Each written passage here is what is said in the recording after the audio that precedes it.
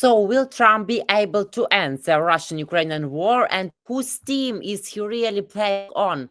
This and other topics we'll discuss as usual right now with Yuri Rashkin, host of YouTube channel Rashkin Report, Rashkin News, Rashkin Report in English. Yuri, hello, good to see you. Thank you for joining us.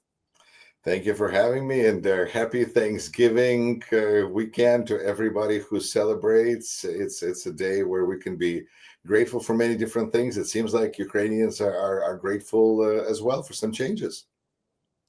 Yes, my best wishes too, and I support all your words. And yes, we are very thankful to all people, all politicians, and all persons in the whole world who support And all our the people Ukrainian of the position. world are thankful to Ukraine. Yes, and we glory to Ukraine.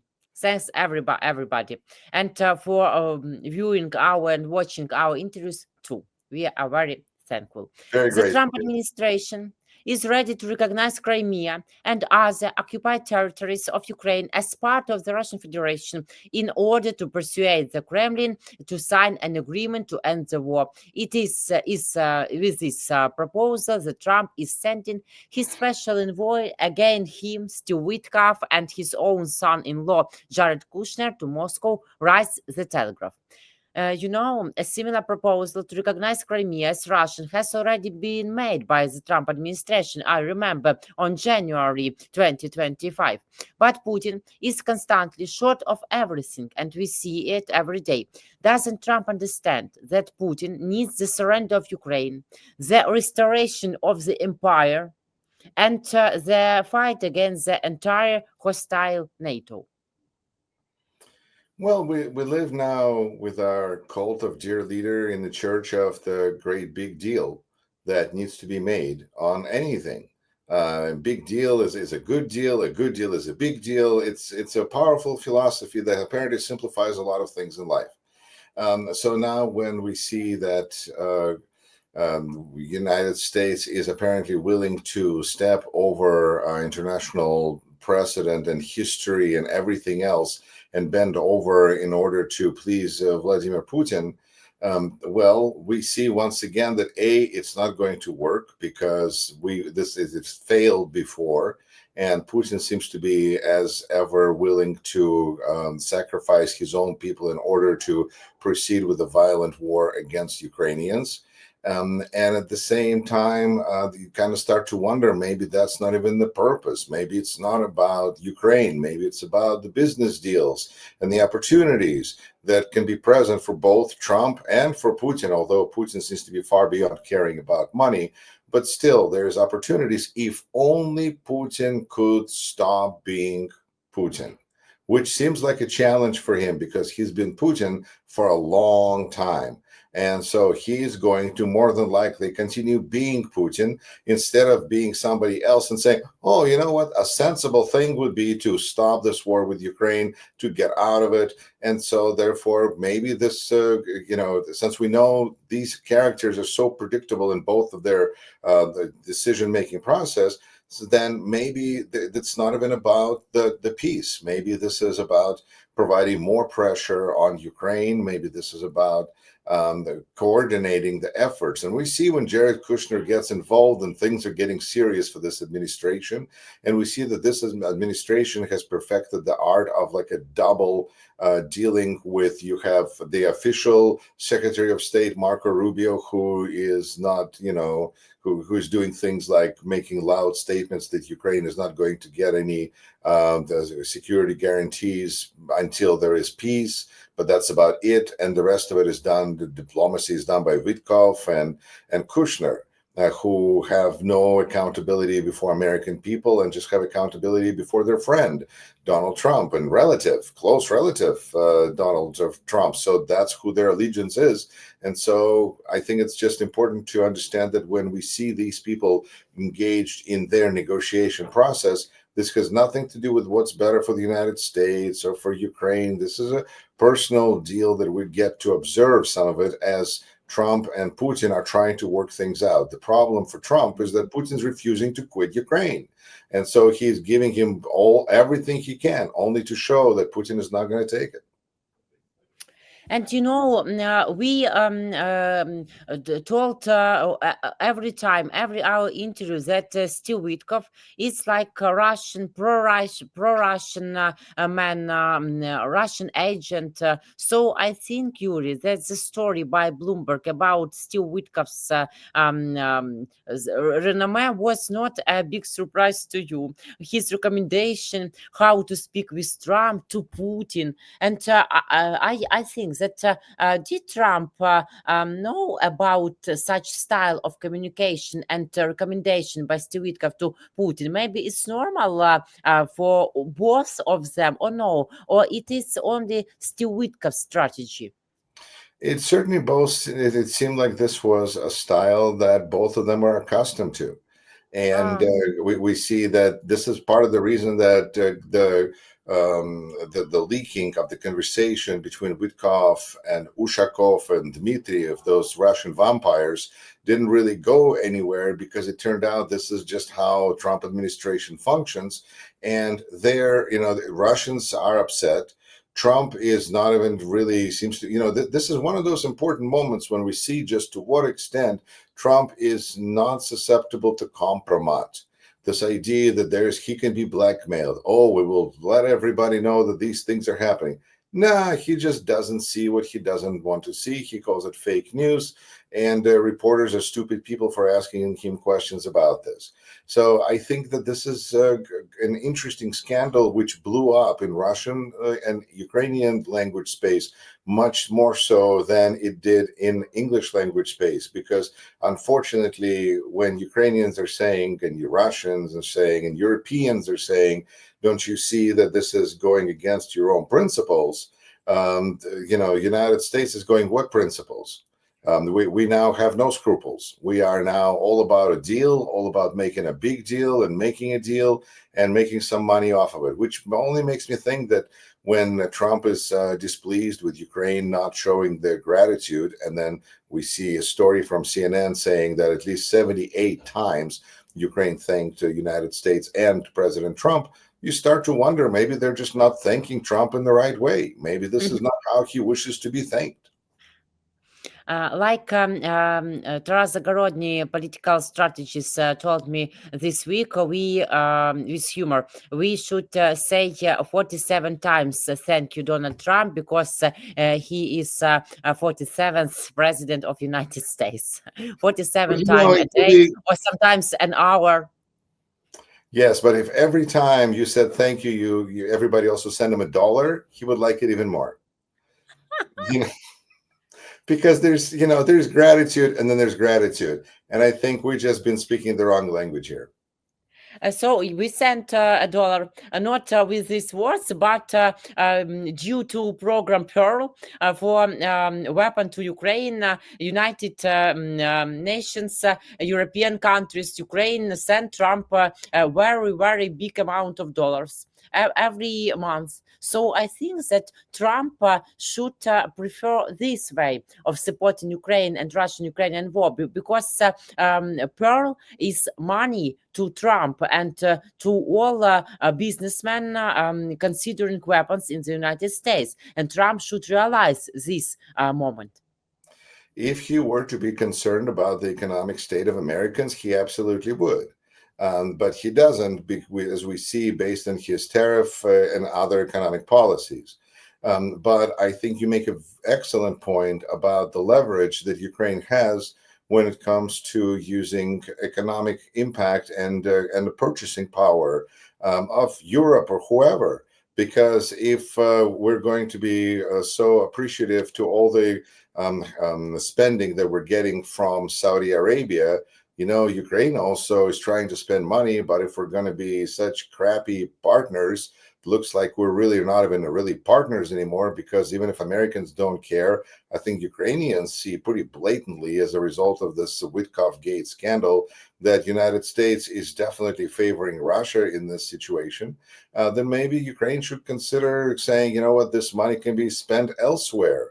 we do have European allies that are not just allies in words, but are looking to help try and right now are doing the helping to Ukraine, not the United States that's doing it. So why not support Ukraine and actual partners instead of trying to persuade Donald Trump that Ukraine is worth supporting? I think that there's it looks like a low self-esteem situation where Europe needs to be the one supporting Ukraine for its own safety, and the United States needs to be respecting Ukraine for the purchasing power that it provides. I mean, this is just seems like it's all wrong way to look at as was being presented to us. That needs to be kind of narrative needs to be shifted. And if the United States can't be a trustworthy partner to Ukraine, then who can it be a trustworthy partner to? This is where we're going to see that Ukraine can shift its resources. Europe is going to shift its resources. And then what is the United States going to do? It's this constant desire of exploit the existing world order. But once you decide to monetize the world order, and in such a suspicious way, then the world sees that you are no longer playing the part that you are assigned. Now, United States is no longer world cop or world leader or anything. We're like the world gangster, holding everybody up for ransom. And this is what Timothy Snyder refers to as the grifter's bubble. When they live inside this bubble for so long that they forget. And I think that these grifters that are in the White House now are forgetting that nobody needs them if they're not fulfilling certain functions. And what the United States is trying to do right now is have it both ways, have it sit on both chairs and being in charge of security and being respected in the world. And at the same time, frankly, being friends with Russia. You can't do that. Either you're going to be friends with Russia or you're going to be widely respected in this world. You choose. What should we understand about Jared Kushner?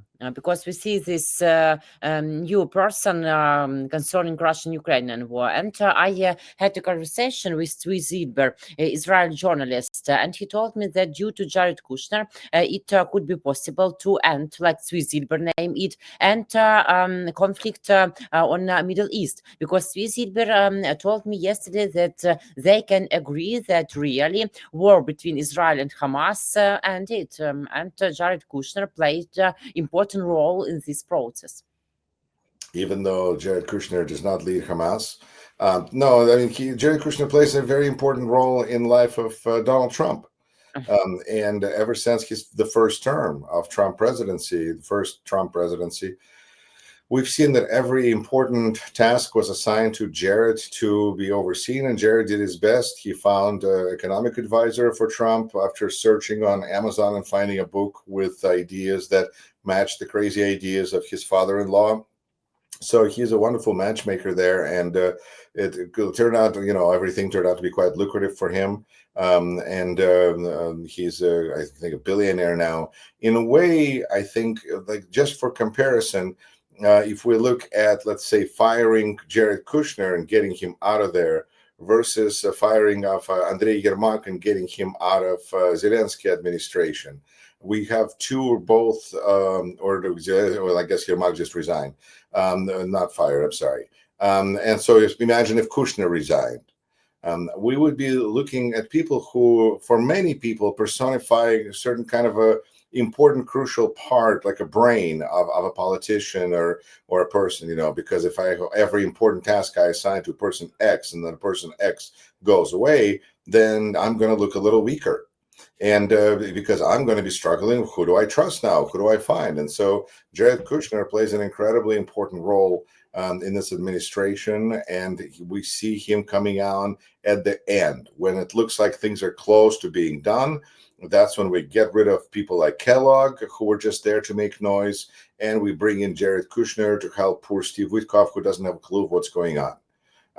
So I think it looks like he's a kind of a closer for the family, and overall plays a surprisingly effective role. But now, to connect it back to Yermak, who is no longer part of the administration, it's a huge scandal that I think is remarkable how it's differently viewed in the United States versus Ukraine, because I think in Ukraine there's more of a celebration, and the United States, unless you're a Trump supporter, there's not celebration, there's more of a concern of what's going to be happening now. and to what extent Yermak was a person that was crucial to Zelensky's ability to make decisions, to function. He was always there with Zelensky. Actually, more so than we see with Jared Kushner. He was there always during the first cadence, but during the second cadence, they've distanced themselves a little bit. So I think it's the question of important advisors, and in the end, responsibility lies on the person in charge. The same way that in the end, Donald Trump is the one making the decision and having the responsibility for those decisions. Similarly with Zelensky. Yuri, and how angry are Republican congressmen who think that Trump is betraying both Ukraine's and the United States' interest, and they say about it in public, Fitzpatrick and so on?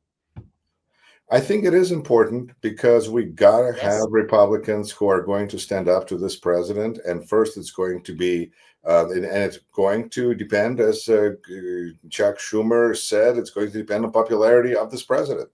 The less popular he is, the more Republicans are going to be willing to stand up to him. But we still see him maintaining way more support than he really deserves, because his base seems to be locked in at that low 30s percentage or mid 30s approval, and he seems to be solidly there. And he has a firm grip on the Republican Party, except for pedophilia. When it comes to pedophilia, the grip apparently loosens. But it's still, in spite of this almost blackmailing and the pressure campaign that is being applied to Ukraine, we see most Republicans very quiet, saying nothing. And that's why when you have one or two speaking out, you go, what?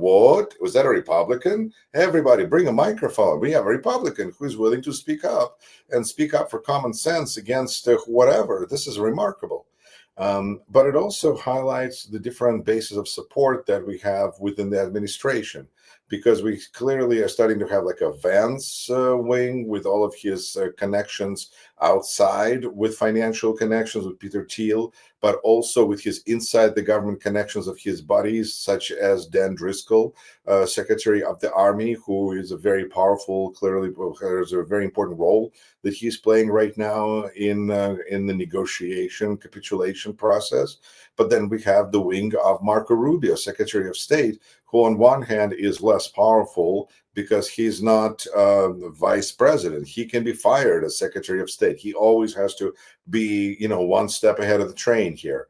But at the same time, Marco Rubio clearly has a base of support in Senate and House of Representatives. And that's where we see him contacting those senators and saying, this plan that is the 28-point plan is not an American plan. We got this from Russia, because that's who he can go to and get that message out through those people. And that's where we see one or two, a handful of senators. And yes, it is wonderful to see Congressman Fitzpatrick, and it's wonderful to see Congressman Bacon. But Congressman Bacon is also understanding the situation, and where the wind is blowing is not running for re-election. And your Republican Party, more than ever, needs more people like Don Bacon. Yes, and it is really a problem. But Trump should also remember and think about the congressional elections next autumn, and all these topics and all these issues about his playing to Kremlin pool, as we see, it can destroy his ratings and his opinion of his electional supporting. We have an interesting situation here, because on one hand, his ratings are cratering. He is losing support all over the place. But Yes. at the same time, it's never his fault, because he never takes responsibility or the blame. So Yes. who do we have to blame? We have to blame the Democrats. We have to blame the media. We have to blame congressional districts. We have to blame sick cows that came in from Mexico. And according to Secretary Bessent, and that's been part of the problem. Come on. Maybe sick cows are in the White House. And so this is where we need to look at the situation and understand that we have a president who is very concerned, because he sees the numbers are not good, but it's the fault of those other people that he's surrounded. He's surrounded by a bunch of losers, incompetent losers. Who hired them? Never mind. And so I think that he's going to do everything he can to try to change the districts for in the House of Representatives. We see that this is kind of going back and forth, but right now it's at best a draw for Republicans. They're not winning this. And if there's a truly tsunami blue wave, as is expected and likely to occur at this point, based on the polling numbers, I don't know what redistricting is ultimately going to save this party, I mean, Republican Party, that seems to be bereft without Donald Trump or with him. Because they are voting against him. I mean, when have we seen an entire party, House of Representatives, Senate vote against the president near unanimously?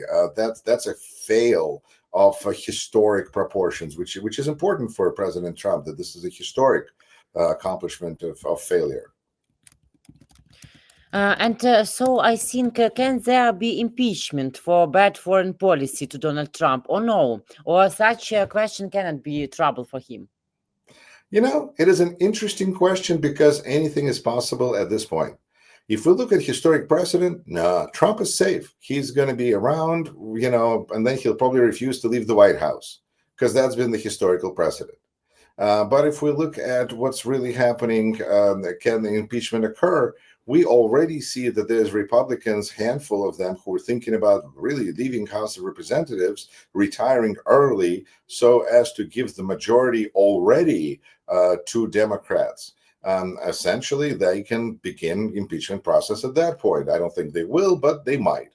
But the process is not going to be complete until there's enough votes in the Senate.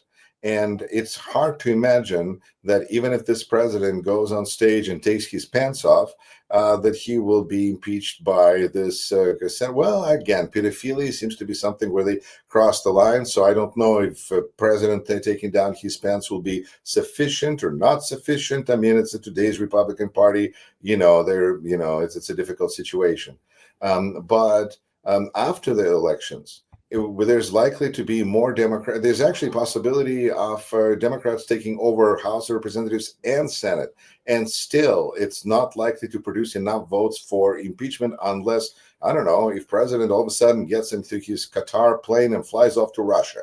Like that, could he be impeached then? Yes. Could that occur? Considering that our president seems to be pushing our country towards Russia politically or even himself personally, I can't discount that possibility. I mean, we're having kinds of things that if you try to sell it to a Hollywood producer, they would not accept this as a likely scenario. I mean, the idea of Dan Driscoll being the main negotiator for the US with Russians after having like a week of diplomatic experience, that's a comedy. That's a Hollywood comedy with like Adam Sandler or something.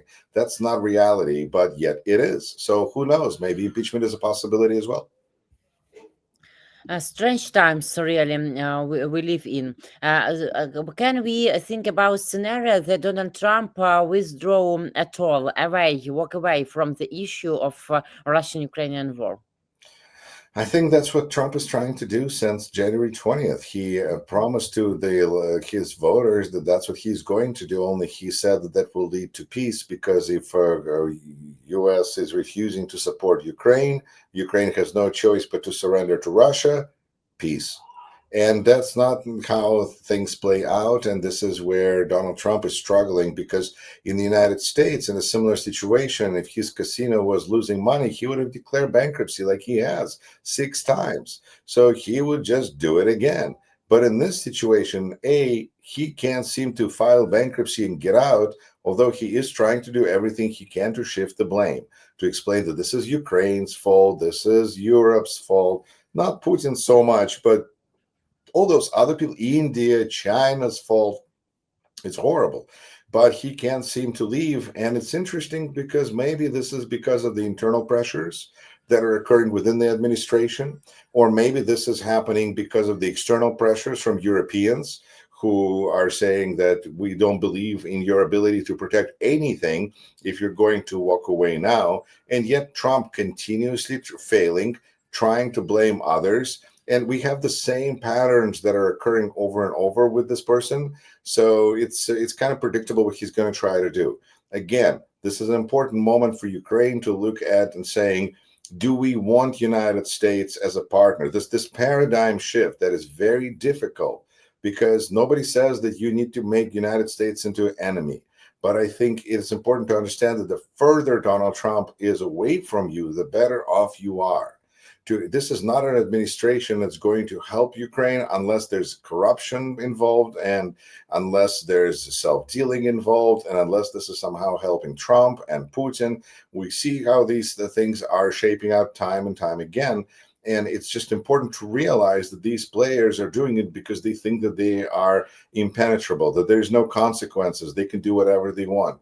But they're also losing power all the time and influence. And we see this just as much in the fact that Ukraine continues to fight and, is really no close. Putin is no closer to the win as he was when Trump came to power, as we see that Trump is losing and starting to look more like a lame duck here in Washington, D.C., in the United States.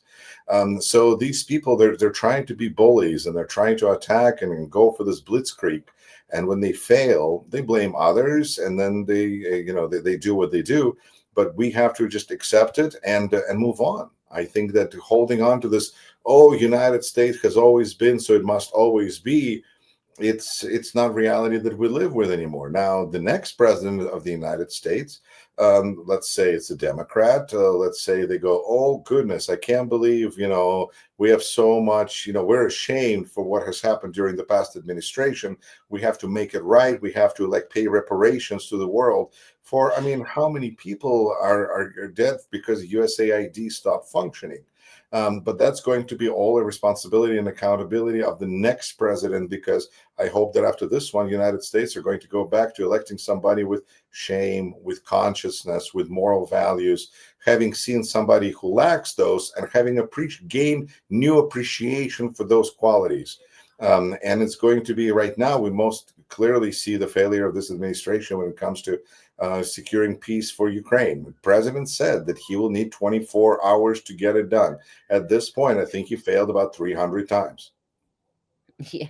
Yes, really, it's a pity, but it's a fact. And maybe next president will not say that previous president is guilty on all process, all problems, all wars, and all accidents in the United States and in the whole world. Yuri, thank you very much. At the same time, Yes. I think it's unfortunate reality that we can't expect the next president, let's say a Democrat, to go farther than the Biden administration did. That's what's kind of, I think, is sometimes getting lost, is to what extent Biden's administration was an incredible opportunity to get things done. Because the next Democratic administration is going to look differently at being engaged in the world and about regime change. And I think that Democrats are fundamentally going to do not enough for Ukraine, but Republicans are doing nothing. Yes, only all about sellings and about money and deals, but not confident, rare, clear peace deals. Yuri, thank you very much for this conversation. We have very hard but realistic topics. Thank you for your position and all your explanations. See you next week. Take care, please. Thank you, and take care. Yuri Rashkin, host of YouTube channel Rashkin Report in English and Rashkin News. My name is Iryna Uzlova. Thank you for joining and watching us. See you later. Take care.